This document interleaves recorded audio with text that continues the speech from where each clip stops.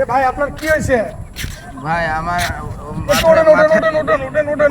হঠাৎ পরাণ অস্থির হয়ে আমার মাথা আমি শুয়ে পড়েছি, আমার খুব পরাণ অস্থির। আপনি এখানে বসে কেন?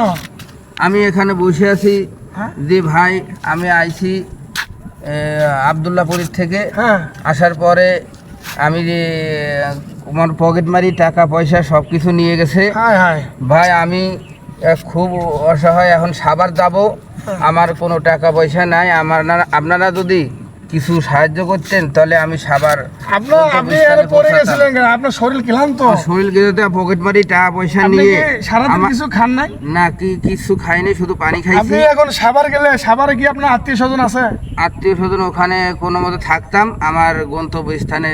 তাহলে আপনি খুব খুশি হবেন। হ্যাঁ, আমি খুব খুশি হতাম। আচ্ছা আপনি দাঁড়ান, আপনি ব্যবস্থা করতেছি ভাই।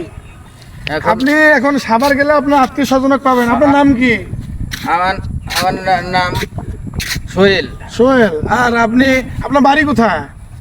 আমার বাড়ি ঠাকুরগাঁও। ঠাকুরগাঁও। এখানে থাকেন কোথায়? এখানে থাকি তোর সাভার।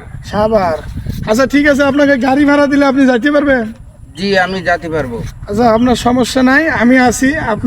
আমি সবসময় মানুষের সেবা যত্ন করি, তো এই যে আপনাকে আমি এই টাকা 500 দিলাম, আপনি নিয়ে সোজা সাভার চলে যাবেন। কোথাও কোনো কারোর সাথে কথাবার্তা বলবেন না, জি। সোজা যাবেন। আল্লাহ আপনার মঙ্গল করুক, দোয়া করি, ভালো থাকবেন। ঠিক আছে, এই টাকা দেওয়ার জন্য আপনাকে ধন্যবাদ। আর আমার খুব সাহায্য করলেন, এর জন্য আমি আল্লাহর কাছে প্রার্থনা করি যেন আপনারা ভালো থাকেন, সুস্থ থাকেন, এবং আমারও উপকার হলো যে আমি গন্তব্য স্থানে যেতে পারবো।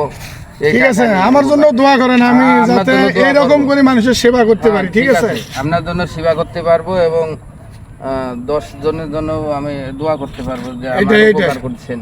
ঠিক আছে, আপনি এখন যান, আপনার গন্তব্যস্থলে চলে যান ভাই। হ্যাঁ ঠিক আছে, দেখে শুনে যান।